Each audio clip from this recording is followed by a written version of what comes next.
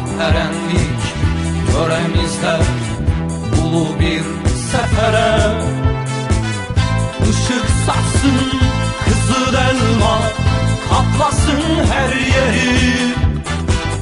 Dünya görsün Oğuz boylu alperenleri. Yürüyelim Ural'a, Altay'a doğru, Tuna'dan Hazar'a doğru. Al bayrağı alıp da yürüyelim Turan'a doğru. Yürüyelim Ural'a, Altay'a doğru, Tuna'dan Hazar'a doğru. Al bayrağı alıp da gidelim her yana doğru.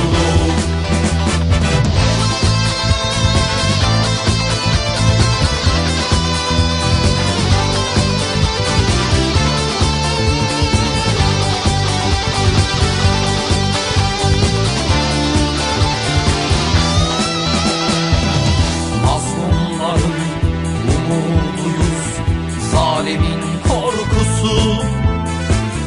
Özümüzde yanan ateş, Türk İslam ülküsü.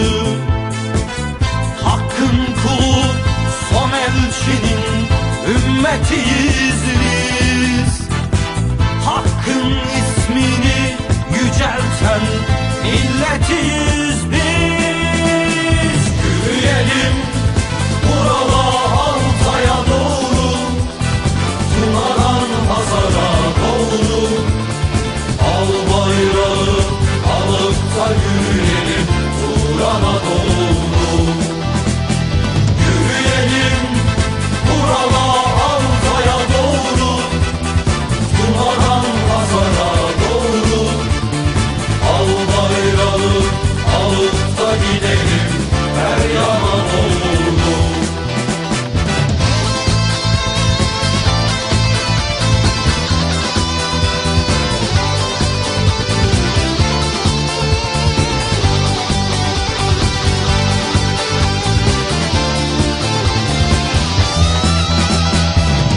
Geldiği gün kutlu vakit, yüceltip duvarı. Değiştireceğiz elbet bir gün çağları. Hoca Ahmet Yesevi'den aldığımız öğüt, Müslümanca Türkçe yaşa, sevgiyi büyüt. Yürüyelim Ural'a, Altay'a doğru, Tuna'dan Hazar'a doğru. Al bayrağı alıp da yürüyelim Turan'a doğru. Yürüyelim Ural'a, Altay'a doğru, Tuna'dan Hazar'a doğru. Al bayrağı alıp da